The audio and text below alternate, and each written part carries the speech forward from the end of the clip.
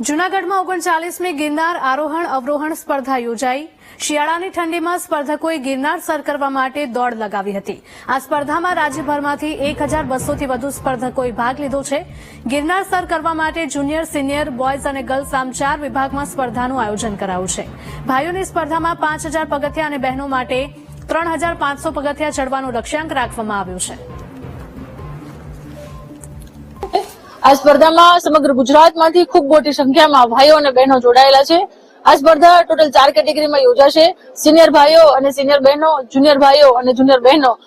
ભાઈઓની સ્પર્ધા છે એ 5500 પગથિયા અને અંબાજીમાના મંદિર સુધી રહેશે, જ્યારે બહેનોની સ્પર્ધા માળી પરબ અને 2200 પગથિયા સુધીની રહેશે। ને મિનિમમ હું દરરોજ સવારે 10 કિલોમીટર દોડવા જાઉં છું। ડેઈલી સવારના 5 વાગે 10 કિલોમીટર દોડવા જાઉં છું ને સીધે 1 મહિનાથી તૈયારી કરી રહ્યો છું। ને મને કોન્ફિડન્સ તો એવું છે કે મને એમાં પહેલો નંબર જ લેવો છે પૂરેપૂરો। હું એટલું બધું કોન્ફિડન્સ ધરાવું છું કે મારે પહેલો નંબર લેવો જ છે, ગમે એમ કરી જે થાય એ કરવું પડે। હું મારી જેટલી તાકાત છે, જેટલું મેં મહેનત કરી છે એ બધી કરી પહેલો નંબર લેવા માટે, બસ।